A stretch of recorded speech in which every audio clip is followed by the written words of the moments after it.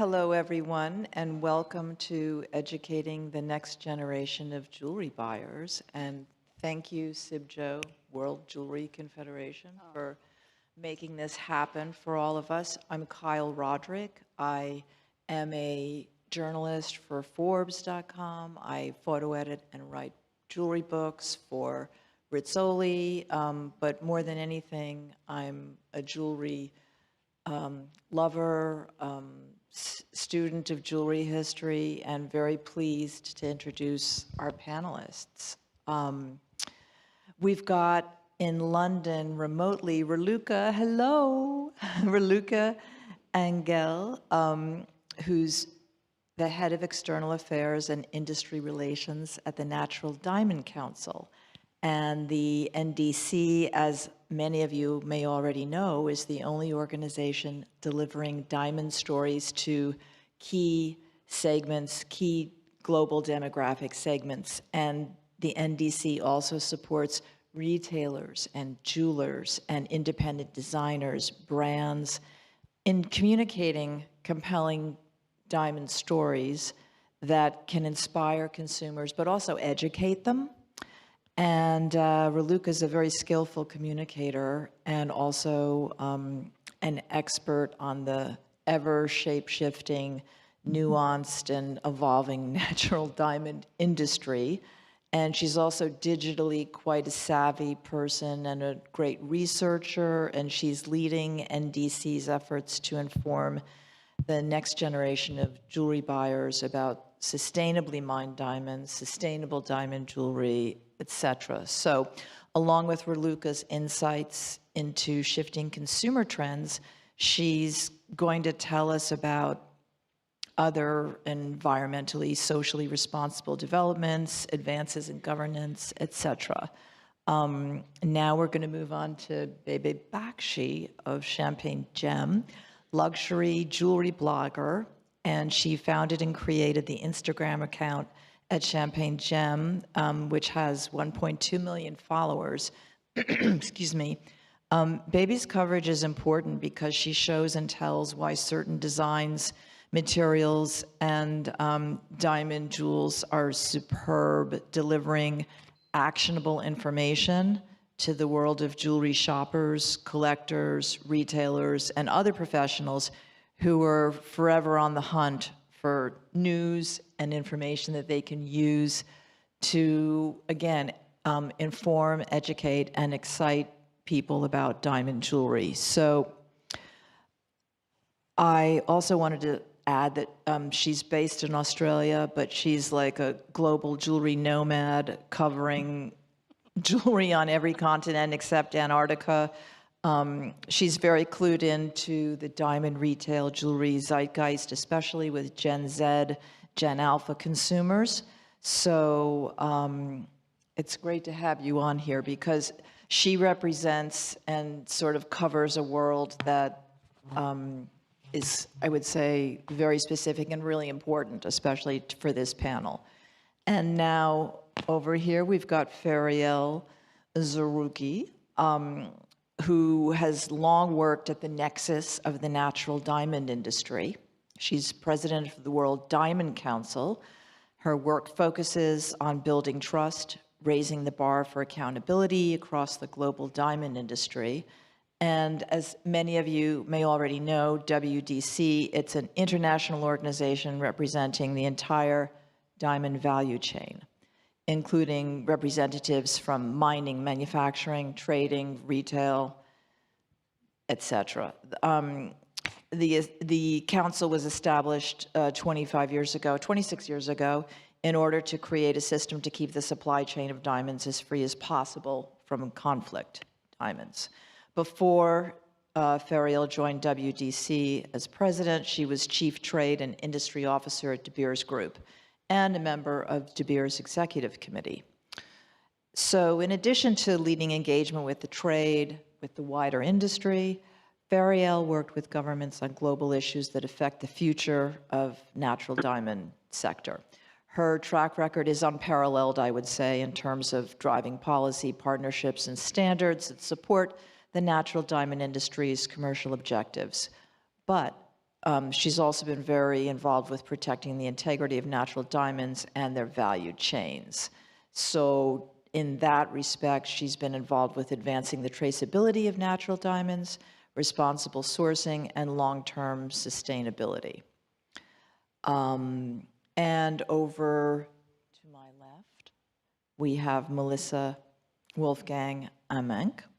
Now, she's a gemologist based in Geneva, but she's also the director of the Geneva heritage firm Golay, and Stahl, founded in Geneva in 1837. So she's been dealing with important gemstones as a buyer and dealer at many haute luxe firms for decades. Her knowledge of and experience with important diamond and colored gemstone jewelry that's either antique, vintage, or contemporary it's panoramic, it's deeply detailed, and plus she really loves to wear jewelry and diamonds.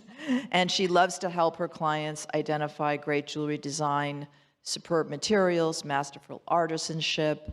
So she's a private jeweler, gemstone dealer, and all-around jewelry whisperer. Her family, Melissa and her family, which owns Golay, and Stahl, they're renowned for a commitment to serving customers by taking the time to educate them about diamonds, colored gemstones, jewels that they are considering. And she's also been very involved with helping people build collections over time. So with that, we're going to move on to topic 1. We've all on this panel been deeply impressed by the fact that the next generation of jewelry consumers will be inheriting massive amounts of money from their baby boomer parents. And so this is presenting many opportunities that we really need to consider and respect. And also we have to create opportunities with this potential group of diamond jewelry buyers. So from a global perspective, I want to first ask how are current geopolitical dynamics and wider global forces shaping natural diamond industry and influencing demand today, particularly among younger consumers, and how can different sectors of the industry maximize opportunities with them. So we're going to lead off with Raluca answering this. Thank you so much, Kyle, and ciao to all of you in Italy. Looking at a gray sky, I can only state that I'm extremely jealous. So next time, definitely see you on a date in Vicenza. Kyle, thank you so much for putting this panel together, and certainly these are very important topics to tackle and for our industry to pay attention to. Now, with regards to your question, I'd like to start a little bit by telling you the consumer base and the target audience that the Natural Diamond Council has. We're very much looking at Zillennials. That's the millennial generation you were talking about, and Gen Z. So that means that we're covering more or less the 18 to 35, 40-year-old young and very, very independent consumers. Now, in order to understand anything that affects our consumers, we need to understand them and what is it that we want to do. And for us, what's been always important is to put out there the right messages in the right place and to the right audiences. I'd like to highlight the fact that what we're always doing is that we're making sure that we target and we instill an inspiration and also education around natural diamonds for all of those consumers. We want to do that and accompany them across the entire sort of purchase funnel. That means that they will already have understood and appreciated natural diamonds before they made a purchasing decision, so that that actually pretty much becomes a clear choice to them when the time comes to buy. How we do that and the messaging that we're trying to put out there is very much the natural diamond jewelry is a unique expression of who we are, our relationships, our achievements, our values, for a lifetime and beyond. So that is pretty much a celebration of who we are across our entire lives and with the key people that bring, I would say, all that beauty in our lives. Now, those millennials are incredibly special, and us here in the audience, we're pretty much part of that target audience and group. And we absolutely seek, I would say, showing our personality through clothing and especially jewelry. Jewelry is not only the cherry on top of the cake, but it's absolutely essential. It's always with us. It's one of the most personal things we will ever carry with us. We've seen that our consumer base very much loves the adaptation of the jewelry. They love to put their style out there through the choices that they make. So very much their purchasing decision will be looking at themselves first. How is it that they want to express themselves? This can change also throughout our lives. It can change according to the moments we want to be placed in, as well as the relationships that we want to celebrate. So it's a very, very highly conscious of their appearances, sort of a society that we're looking at and target audience that we have. They very closely follow celebrity news. Now, our stats show that on average, there is a daily media consumption of 9.5 hours.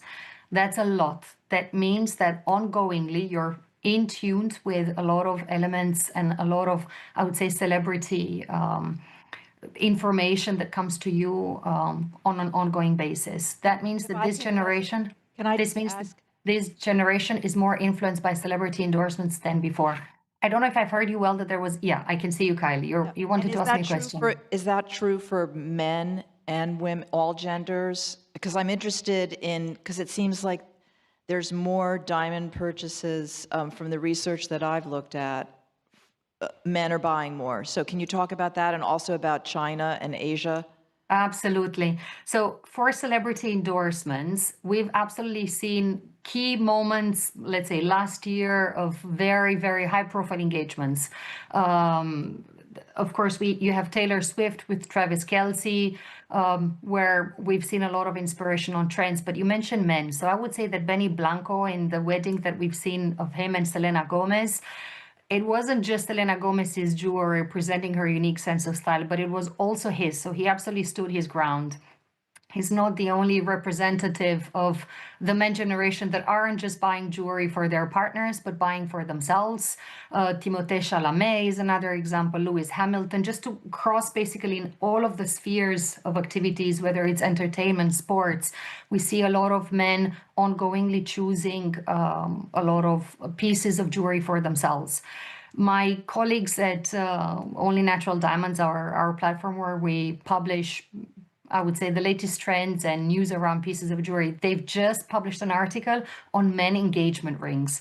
It's a fascinating ring, so it's a fascinating trend and read. So I definitely encourage you to hop onto our website and check it out, where it's not just same-sex partners getting engaged and offering these pieces of jewelry to each other, but also men in general offering these new assets. So I would say to all the men around us, let's make sure they raise up to that level. You asked me about China, and indeed, Kyle, we've been talking about it. China is filled with digital natives. Chinese audiences very much love and have a deep appreciation for uniqueness, for sophistication, and for adapting, buying more adapted pieces of jewelry rather than mainstream. And that's a very strong association with the values that they have, and also the rarity appreciation that they have.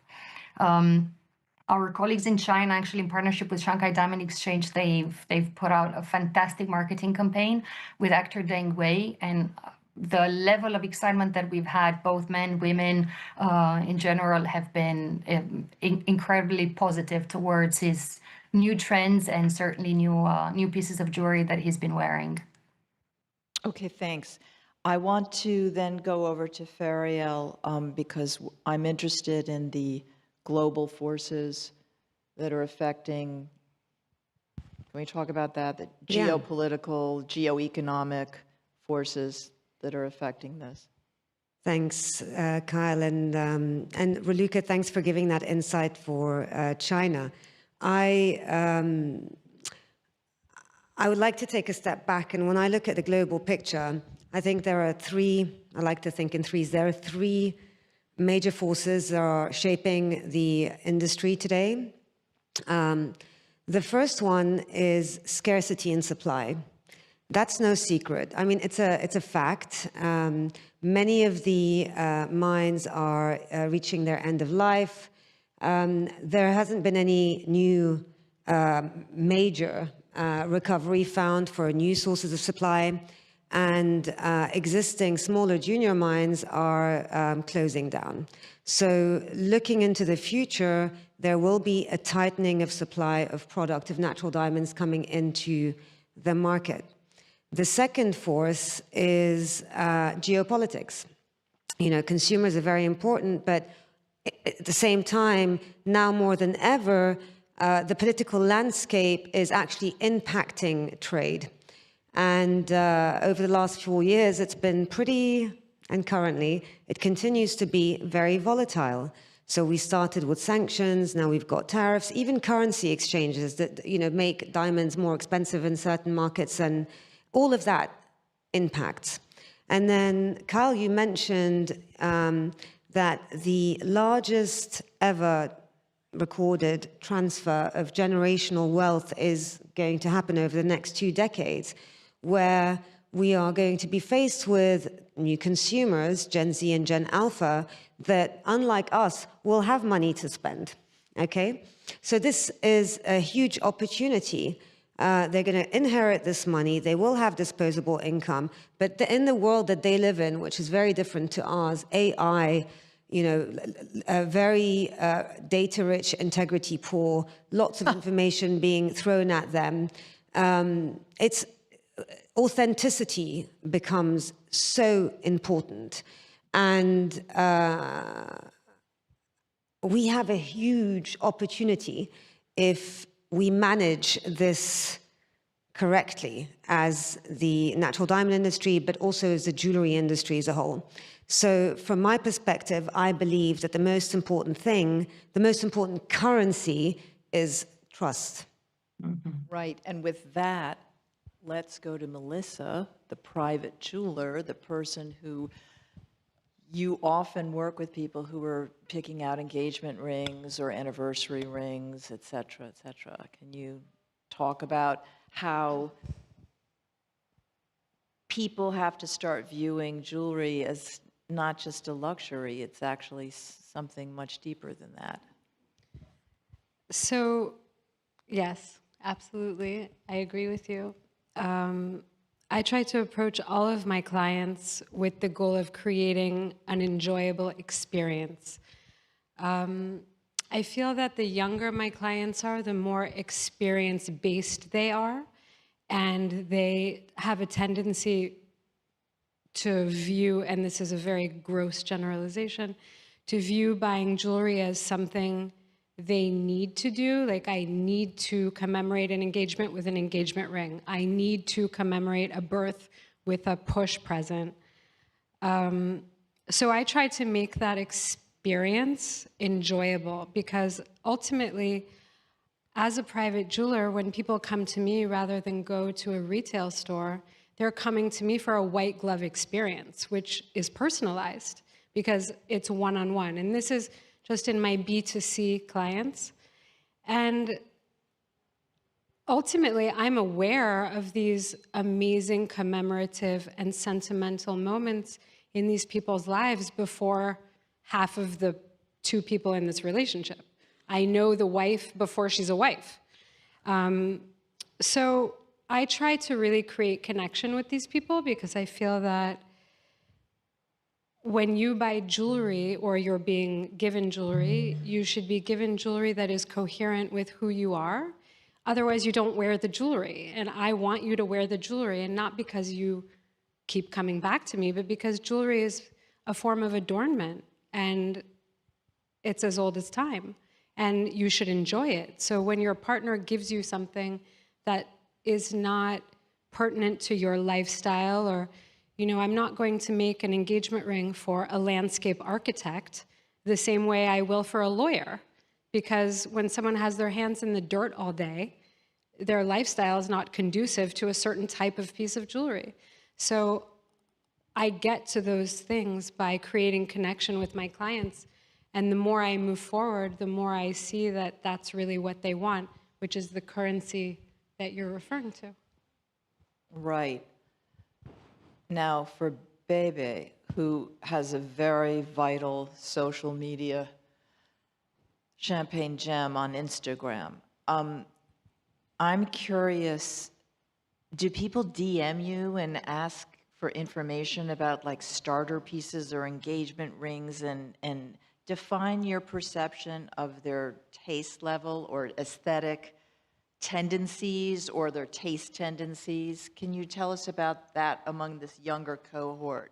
Sure. So what I am trying to build is a safe community so they can come and confide in me what they are looking for, what they are like, what is their financial situation, what stage of life they are in. So usually I get a lot of DMs like asking for my advice and input of like, which engagement ring should I buy, which diamond shape. And with Gen Z and Gen Alpha, I find it that they actually use social media different than my generation, at least. They are, it's more for them as a research hub rather than an advertising hub. So they actually come to you with questions, with curiosity, and they are interested. So it's not just like a passive way of like consuming content. They are engaged, they are interested, and they want to know. Most of all, they want to have transparency, which is very vital in our industry. And taste level, I try to put out as much exceptional jewels as possible as is available around the world. And that actually, seeing me wearing it, holding it, and presenting it, I think it builds a sense of familiarity and like a confidence to go into a store and ask to see this fabulous necklace, which they can actually buy, they can afford to buy. So I think I'm doing that in my part, and it also raises their taste level in high jewelry, so which I think like it's very important to raise the taste level. And Gen Z and Gen Alpha, as Raluca mentioned, they use jewelry as a way to identify themselves, and it's a self-expression. So even a starting point in collecting jewelry is more intentional. It has to have a meaning, like it has to be aligned with their values. So they're very deliberate. Very deliberate. Like they just don't buy like because I they think like it seems to me like they're much more deliberate. than us, than how I am. Like I I ever see was. something and I'm like, oh, I like that. But Right. not necessarily there is an intention or meaning behind it, but I just like it. But these generation like are different, and they are very into meaning and to have like as a way to express themselves properly. And yeah, like and it is going to be a beautiful start to their journey of collecting high jewelry eventually. So even a starting point is very important. And if you are their jeweler and you treat them well, you gain their trust, they're gonna be your loyal client. So that's my input. All right. Now, Feriel made the point that we're in this increasingly AI-driven, what did you say, integrity poor? What was Data-rich. data-rich and integrity-poor. integrity-poor world. But so how can the jewelry industry communicate effectively, educate the next generation of buyers? How can they also make it clear that there are some very distinct environmental differences between the production of lab-grown diamonds versus, let's say, many natural diamond mines, which in fact can be very rigorously controlled from an environmental safety point of view. So I'd like you to lead off by answering these questions, and then I'd like to hear what Raluca has to say. Thanks. And, you know, I just want to comment quickly on what Bibi said. I have never realized that, you know, people are using Instagram as a research tool. Oh. I've seen it because that's what happens at home, but I've never actually clocked on to that. So this is the great thing about these types of events. I want to thank Dr. Gaetano Cavalieri and Cibjo, and of course also the Italian exhibition group for pulling us together, because every time I am here, I learn. And I think that's great, because I'm going to use that. From an AI world that we're living in, I'm genuinely worried about the future generations who, by the way, are going to take care of us. and this content-rich, data-rich integrity poor is a real thing. So, for example, with lab-grown diamonds or synthetic diamonds, they have been, as an industry, very strong at marketing on these social platforms. Yes. And essentially, the marketing that they've gone through is, I do not come from a mine, there is no mining involved, therefore I am sustainable, which is factually incorrect. And nobody is questioning that. So, as we all know, lab-grown diamonds require ingredients that come from 6 to 10 mines, by the way, that also include cobalt, okay, which is questionable, iron, nickel, and the list goes on. And that's just the ingredients. And then after that, you've got the actual creation, once you've gotten the ingredients, which requires these reactors in these factories, not labs, that actually recreate this extreme pressure, extreme temperature that uses coal-fueled electricity. So this entire notion that I am lab-grown, man-made, and not mined is factually incorrect. They require, as I said, 6 to 10 mines. And the fact that they claim that they are sustainable, again, is factually incorrect. But on the social media side, they have done a great job, and I can recognize, that. And I think, how do we combat this fake news, fake information, when we are, following all the rules, highly regulated, blah, blah, blah, but it's too boring to communicate. And I think that's where we really need to understand this new generation that we're speaking to, because if they lose trust, I do believe this, if they lose trust with the jewelry industry, which includes lab-grown, they will lose trust with the jewelry industry. They will lose trust with content that's put out there. That's why creators like Bebe have a follower that trusts and asks her the questions. They don't come to me, they don't go to... And the days of NGOs, where brands used to be scared of NGOs, an expose would happen months later, years, that's not really what we're worried about now. Any 14-year-old with a mobile phone can make a story, go viral, and immediately your brand is cancelled, right? So you need influencers that can put the truth out there. Right, and that has been so difficult. So one thing I want to ask all the trade is get your facts straight with lab-grown. Yeah, make sure that every time you are talking about lab-grown, don't claim it's mine-free, do not claim it's sustainable, claim it's a cheaper alternative. That is factually correct, because you need to maintain that trust with that consumer to save the entire jewelry industry. Okay, Raluca, take it away.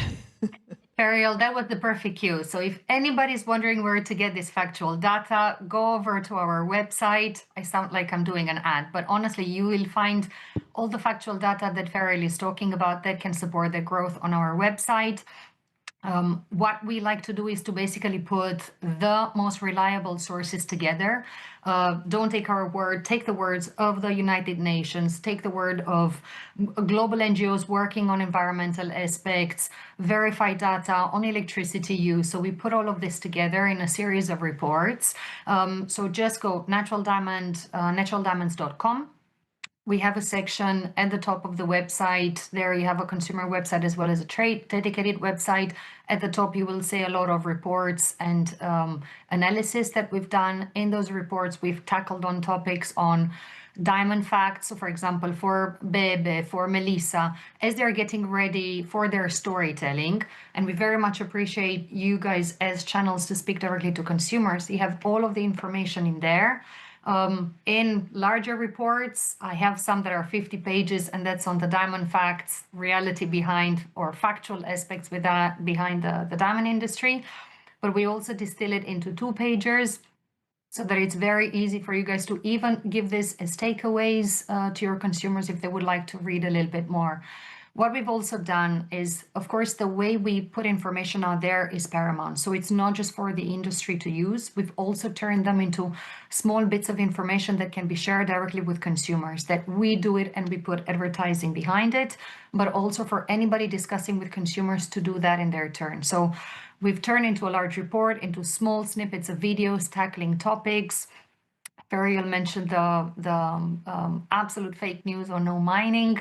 There is a dedicated short clip, 5 seconds, 20 seconds, 30 seconds, depending on whichever medium you want to use, that clearly explains what that is or what it isn't.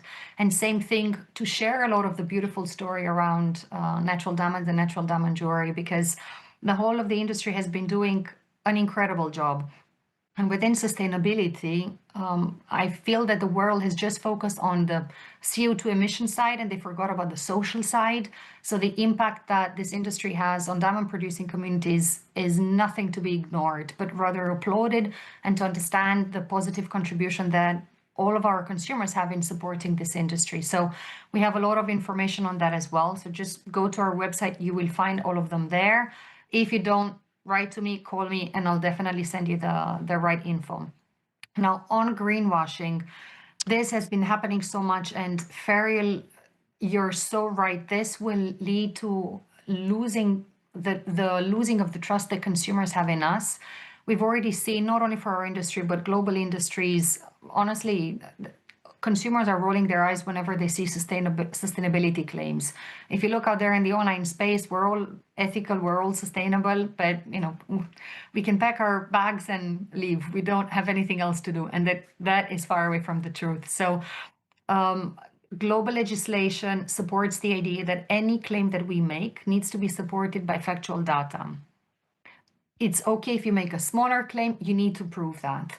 And that's something that is universal across all of the markets, all of the continents. So I would say it's the most unifying element. But I'll give you a bit of some data to show you the level of greenwashing that we have. So on the EU market, which is one of the best legislated markets around greenwashing, 75% of products on the EU market have an implicit or explicit green claim.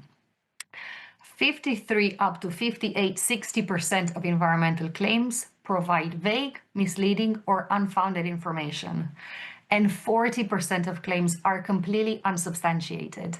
That gives you a understanding of the greenwashing that we're putting our consumers through, and that's certainly something that we can avoid. So from us at the NDC, we put facts out there, verifiable information.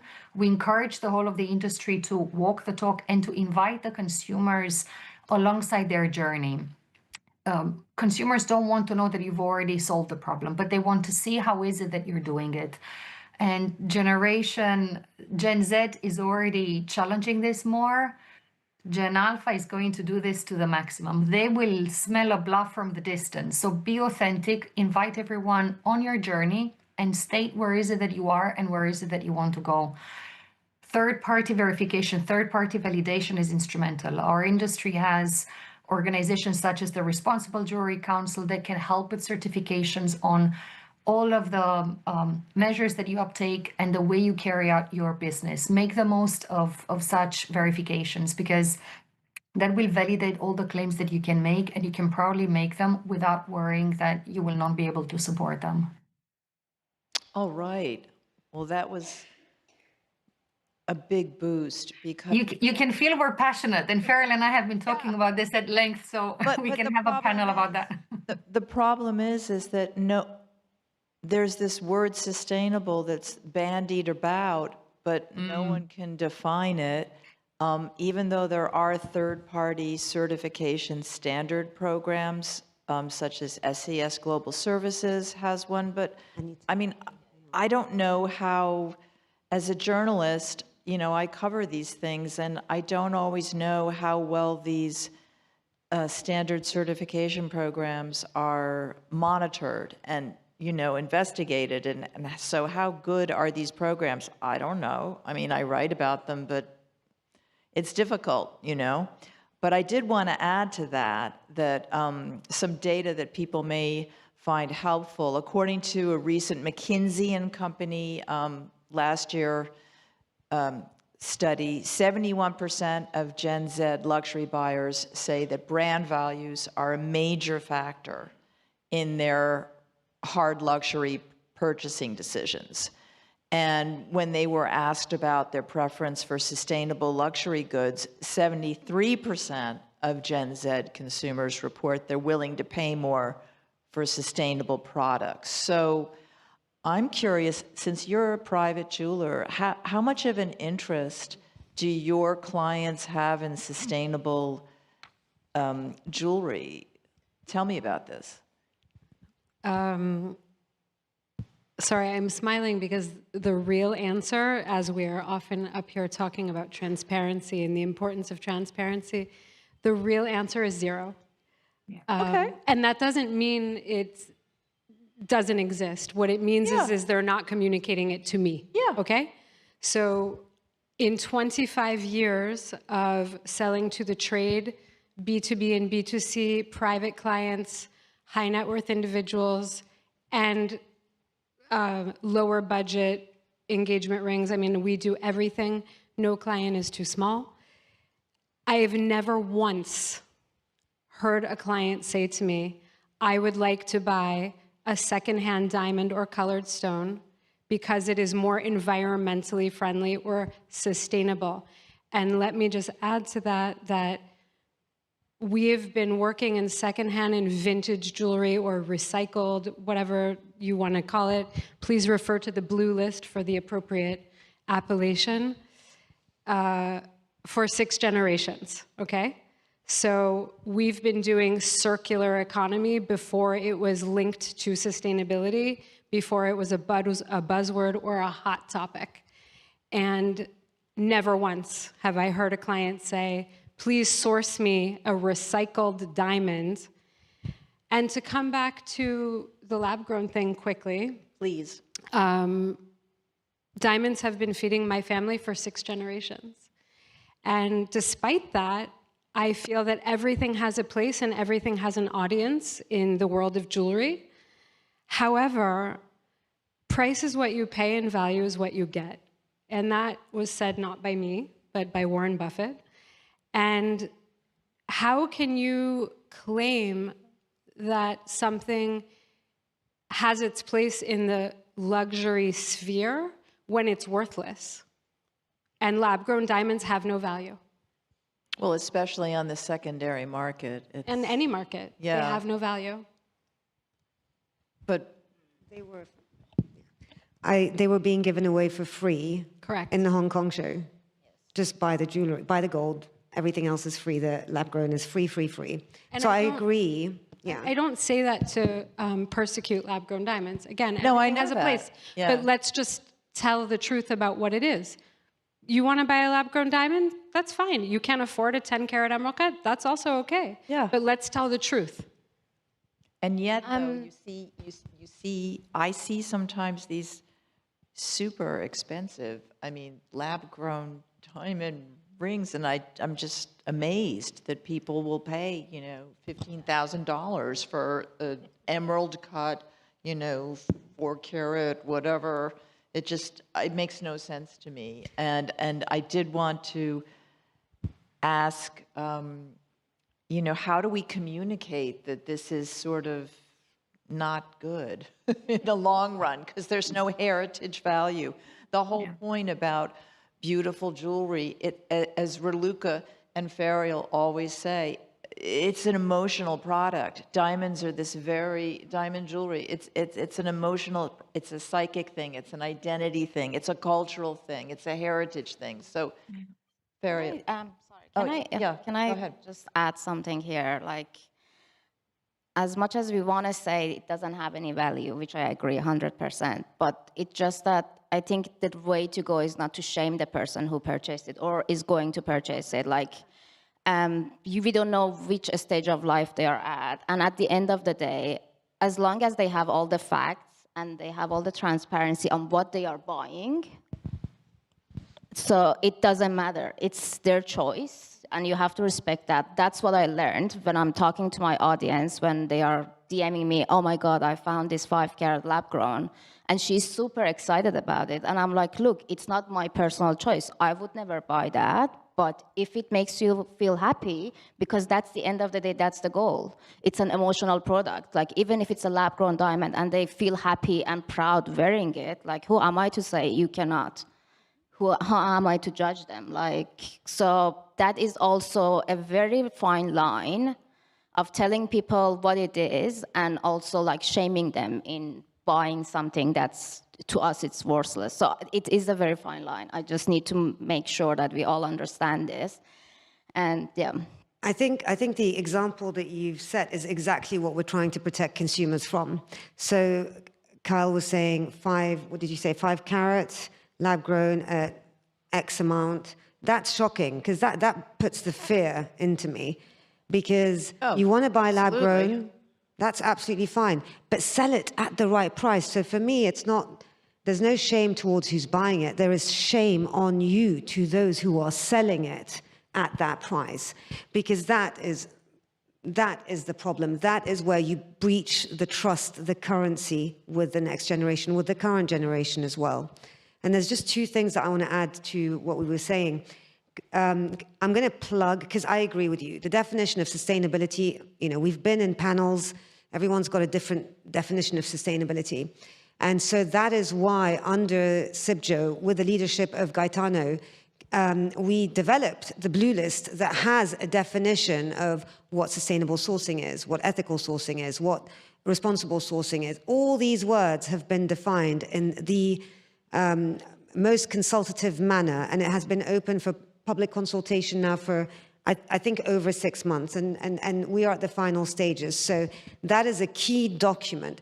And in terms of which standard organization I trust, there is a thing that says, in God I trust, in everyone else I audit. The RJC is the only one that I trust, and the RJC is the only one that I trust because the RJC is ISEAL accredited. Not an ISEAL member, full stop, ISEAL accredited. So that means that they are audited, that their mechanisms are audited by ISEAL, which is a standard accreditation body. So any standard setting organization that is accredited by ISEAL is the one that I trust. So how do we get this information to consumers?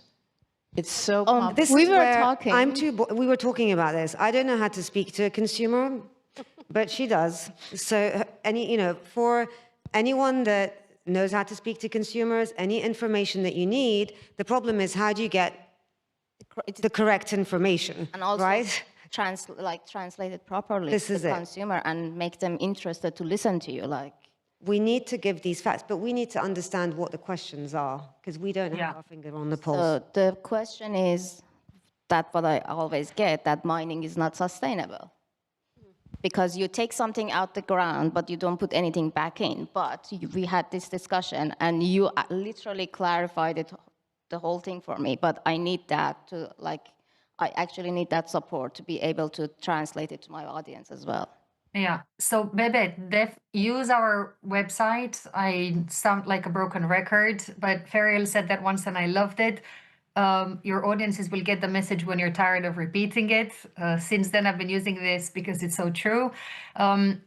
We've done all this breakup and using bite-sized information on explaining what is it that mining does. Why is it that diamond mining is a very particular diamond type of mining?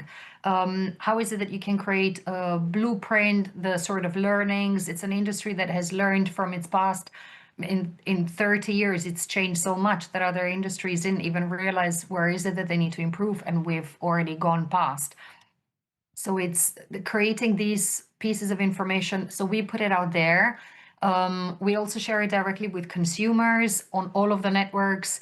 Our consumers are on their mobile phones 4 to 6 hours a day. So all of the pieces of content and our website, social media, everything that we do is catered especially to those mobile phones. So whether it's us sharing this information, now you can use us as a resource, and then you adapt it to your audiences, because voices such as yours, Bebe, are incredibly important. You get the information there, you get all the explanation, and you adapt it in your own tone of voice and through what you think about it, because the way we put it out there might not be what you're thinking about it. So adding your level of of expertise and understanding will, I would say, distill this information for your consumer. So this sort of partnerships are what will get to the full understanding of these topics. And mass information has affected our global rhetoric, and it's affected journalism.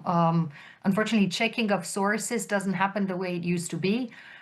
We definitely encourage go check sources, go speak to a wider audience, and look for those verified pieces of information so that you get the rhetoric straight. And I wanted to go back on the pricing side of things. One of my colleagues has been saying this, and I find it incredible. We don't purchase, and our consumers don't purchase jewelry all the time. It's not like bread, eggs that you get on a weekly basis. And consumers know the prices and they can see fluctuations. You buy pieces of jewelry, whether it's quarterly, half a year, yearly, but most of them are yearly. So when you get to that level, every time you go and you buy a piece of jewelry, you need to get re-educated. And you don't get the right price fluctuation.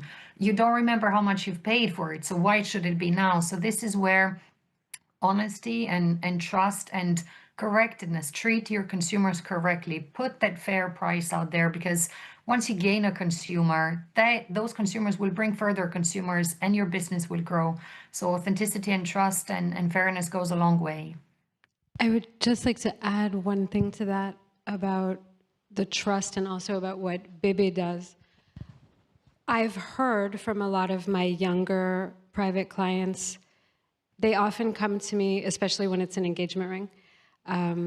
It's quite daunting. It's an intimidating experience. Our industry is often perceived by the outside as very opaque. And I think that people like Bebe that diffuse a more accessible, I mean, okay, yeah, you post very important pieces, but the way in which you do it, to feel much Yes. more at ease when they walk into, for example, Graph. and they feel like they're watching a girlfriend, and that's important, you know, because nobody should ever feel uncomfortable buying a piece of jewelry. 100%. It should, no matter how much money you're spending, it should always be an enjoyable experience, and you should feel comfortable to ask questions. And this is part of the misinformation issue, is just because it's on the internet doesn't mean it's true. Yeah. So Google University for buying diamonds, not great. And when I put my symptoms into the internet, maybe I have a very serious disease, which is why I go to the doctor. So when you want to buy jewelry, you go to a jeweler, or you watch Bebe, or you, whatever. There are a million different ways, but it needs to feel safe and it needs to feel comfortable, and what you do is very helpful in that arena. Thank you. I'm doing my best, yes. I wanted to bring up, in what little time we have left, how there are programs that also, well, maybe programs is not the right word, but there are systems that have been established that document diamonds from the mine all the way to the consumer's body. And Tracer is a program that Feriel was involved with when you were at De Beers. So maybe you could say a few words about that. Absolutely. And I think what is important to note is Because that consumers still don't know that. Yeah. I mean, I talk to people all the time, and they're telling me, well, I've never heard of that. absolutely, because it's not there yet. It's not been. So let me take a step back. Tracer, when I was at De Beers, we knew back in 2012, our data showed us that these questions are going to be coming from future consumers. Not now, but they were coming. We also know the importance of aggregation in the diamond industry. I assume it's the same thing in the colored gemstone world. I have no idea. But you create value by aggregating. You can't get like a perfect tennis bracelet set of diamonds from single source. So everyone is aggregating throughout the supply chain. And to provide country of origin, to understand the impact, you need to understand where your product comes from, right? So essentially that brings you to country of origin. So for us, back in 2012, we started thinking about how do you continue to aggregate, because that is important, whilst providing traceability. And back then, data on country of origin was highly connected to quality. So like Persian rugs, right? Swiss watches. That's why people really wanted to know the origin, quality. It's not necessarily the same reason here for jewelry, but at least for diamonds in the world that I know. I don't know if it's different for colored gemstones, but that's the reason why we embarked on the journey of the platform that is now called Tracer. But you need to do it right. So we started as a producer, putting all of our product. You do rough to rough matching, and you're connecting the physical world with the digital world. We're not doing self-disclosure on a blockchain, because then it would probably already be with the consumer, right? So we're doing verification at each step, and we're also doing third-party assurance of the Tracer platform to make sure that it's not used for greenwashing. There are other platforms out there that are also extremely interesting, like the Sarin Diamond Journey. With Sarin, I don't know if David Block is here. We also have iTraceIt out there, focused on smaller, parcels. So great technology. There's lots of advancements in this area. So if you want to know, please engage with these platforms, find out more. Also, with the RJC, you have a section called provenance claims, so you can check the claims that your suppliers are making, because that specific claim is getting third-party audited, and it goes on the certificate, so you don't need to do much to see if the provenance claim has been verified or not. So there's tools out there for you. Again, we're going to need someone like you to communicate to consumers to simplify this. But it's hard to get it out there. It's really hard to get it out there. And we also need retailers who can maybe do events where, hey, come and have, some wine with us, and we're going to tell you about traceable diamonds that have evidence-based, records to back it up, so that you understand what you're going to be getting, versus someone who says, I don't know where the diamond comes from that's in your jewelry. Yeah, and frankly, it's not a big surprise. There's not 100 diamond mines out there, okay? It's either from South Africa, Botswana, Namibia, Canada, what am I missing? Angola, the majority is Sierra Leone. Like, it's not a big surprise. It's one of 8 mines. And all of them are publicly available on the NDC website with lots of information on them. So it's very it's like there. But if you really want to know more, then this is like stone by stone. That is where you need to use traceability platforms. But my question is that I worked with Tracer, I worked with Sarin, but maybe it wasn't the right time. But back then, so many of my followers asked, okay, should I go to a diamond, to a jeweler and ask for a Tracer diamond? And I'm like, well, no, it's not like that. But so, I think it's still a bit vague for end consumer, how Tracer and iTracer and Sarin, it affects the end consumer. Can they actually, if they go to their jeweler, their local jeweler, and ask for Tracer diamond, can they? Yes, so here's the thing, and Tracer is working on this. I don't know about others, but here's the thing. There needs to be something for legacy, right? What is in your stock isn't bad, it's legacy. And what can be traceable is traced, so that's new production. And so a tracered diamond should mean a diamond on that platform, and provenance can mean a legacy or newly produced, and both will have information. The worst thing is, for a retailer, is, I would assume, I'm not one, but is to have a stock where you've got, information on this part of your stock. And so what we need, and I know they are working on this, and do feel free, I think they are between 6 and 7, Hall, and do feel free to engage with them on this, because I can't speak on their behalf, but they are focused on making sure that from a retailer perspective, you can have your product on there. Okay, well, I have to look into that. Yeah. It's not there yet. But Bebe, one sort of, let's say, questions that we've also received by our followers on our social media accounts, because there we get a lot of questions, and definitely that's a platform to be used as a source of information, is very much the question on trust, more so than all the technical details of what's happening within the industry to bring you a product that you can be proud of wearing, and therefore you want to know that it has had a positive impact, it's been used in the right way. So a lot of the questions we get is, how is it that I can trust my jeweler, retailer? What is it that I should go for? Any advice on where to go? So this is where I would always say, honestly, work with a jeweler that has certain accreditations, has certain processes, or you've been working with that jeweler throughout your time. Ask how is it that they do their sourcing, and sort of from that perspective, because we've gotten a lot of misunderstanding from consumers thinking that they would need to either control or be part of that environment.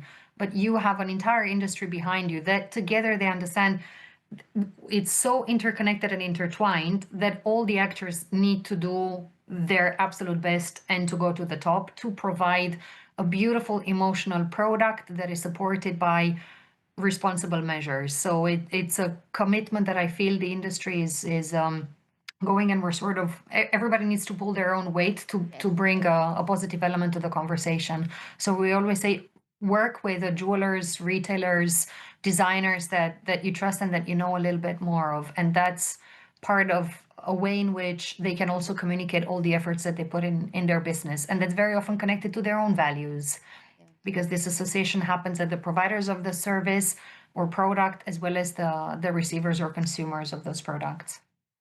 Okay, I wanted to ask Bebe, so since Melissa's clients have never once said, get me a sustainable diamond or gemstone, is there more interest among the people who follow you? Yes, I wanted to actually touch base on what you mentioned, but you sell vintage and estate pieces.